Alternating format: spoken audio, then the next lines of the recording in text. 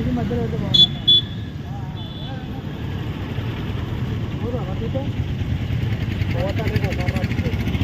పోతానే కదా సార్ ఇప్పుడు మనం గుర్తు పోతున్నాం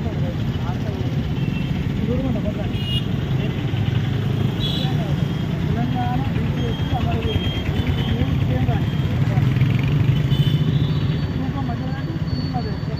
మాట్లాడాలి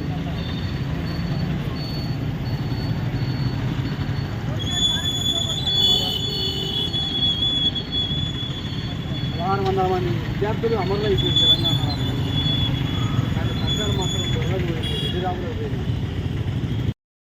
ఈరోజు కరీంనగర్ జిల్లా కేంద్రంలో ఉన్నటువంటి తెలంగాణ అమరవీరుల స్తూపానికి బీసీ ఎస్సీ ఎస్టీ రాజ్యాధికార జేఏసీ ఆధ్వర్యంలో ఒక వాల్ రైటింగ్ రాయడం జరిగింది.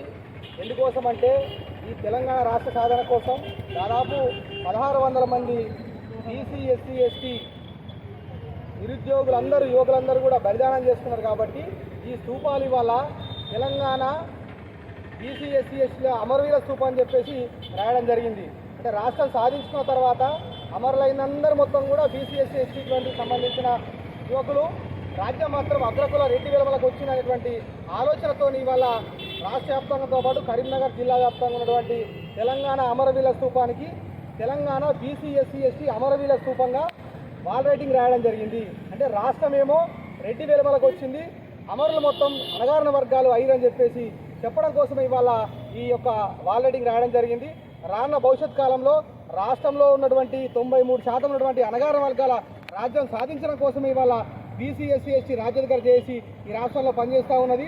బీసీ ఎస్సీ ఎస్టీ రాజ్యాధికార జేఏసీ ఆధ్వర్యంలో మరి దానికి రాష్ట్ర కన్వీనటువంటి డాక్టర్ విశాఖ మహారాజ్ కూడా మహబూబ్ రథయాత్ర పేరు మీద మరి బీసీ ఎస్సీ ఎస్టీలను మొత్తం కూడా అన్ని సబ్బండ కులాలను సమీకరిస్తూ ఈ రాష్ట్రంలో తెలంగాణ రాష్ట్రంలో అట్టడుగు వర్గాల రాజ్యాన్ని సాధించడం కోసం ఈ యొక్క మహా పాదయాత్ర జరుగుతూ ఉంది. కాబట్టి దీని అందరూ కూడా సహకరించి విజయవంతం చేసి భవిష్యత్తులో ఈ తెలంగాణ రాష్ట్రానికి 93% ఉన్నటువంటి రాష్ట్రంలో మరి అణగారిన వర్గాల రాజ్యం సాధన కోసం అందరూ కూడా పనిచేయాలని చెప్పేసి ఈ సందర్భంగా అందరిని కూడా కోరుతా ఉన్నాం.